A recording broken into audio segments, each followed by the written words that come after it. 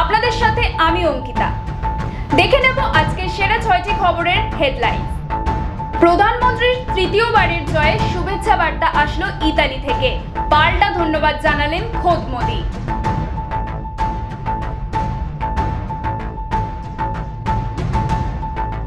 অযোধ্যায় বিজেপির ধাক্কা, রামরাজ্যে হতাশ আশাবাদী বিজেপি।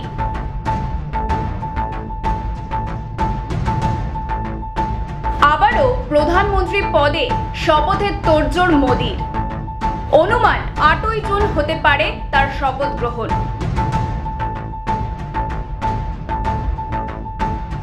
রেশন দুর্নীতি মামলায় নাম উঠেছে বাঙালি অভিনেত্রী।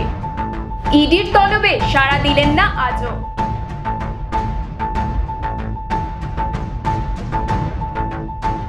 বিচ্ছেদ নিশ্চিত, তবুও তার বিদায় মানতে নারাজ রোহিতরা।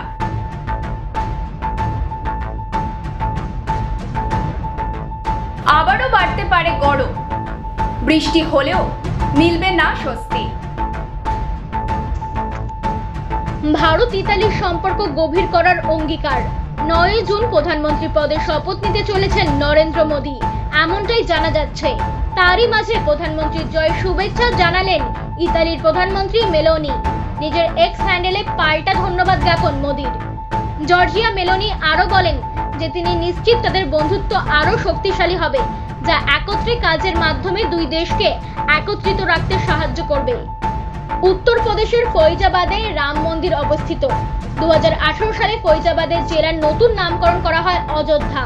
লোকসভা নির্বাচনে ভোট গ্রহণ শুরু হওয়ার কয়েক মাস আগে গত জানুয়ারিতে উত্তরপ্রদেশের অযোধ্যায় রাম মন্দির উদ্বোধন করেছিলেন প্রধানমন্ত্রী নরেন্দ্র মোদি।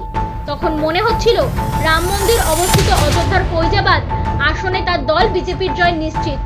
কিন্তু গত মঙ্গলবার ভোট গণনার পর পাওয়া গেল ঠিক তার উল্টো চিত্র। সেখানে সমাজবাদী পার্টির প্রার্থী অবদেশ প্রসাদের কাছে হেরে গেছেন বিজেপির লাল্লু সিং।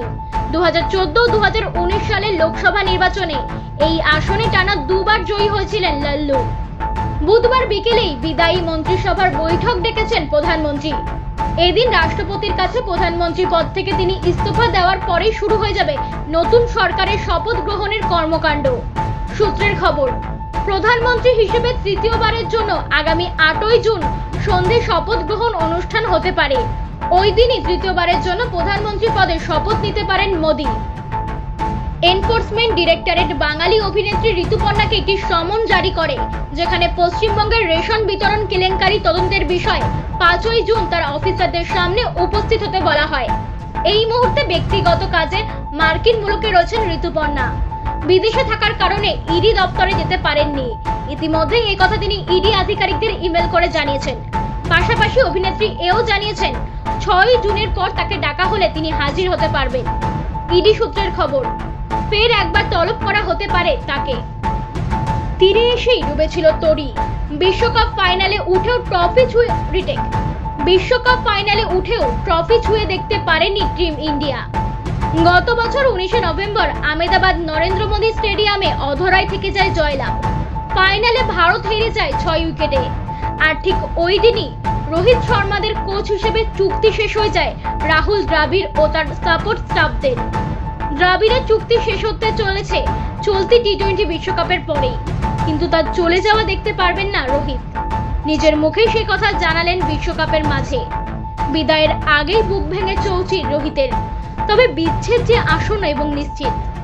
এই মুহূর্তে যা খবর, দ্রাবিড়ের জুতোয় পা গলানো প্রায় নিশ্চিত গৌতম গম্ভীরের।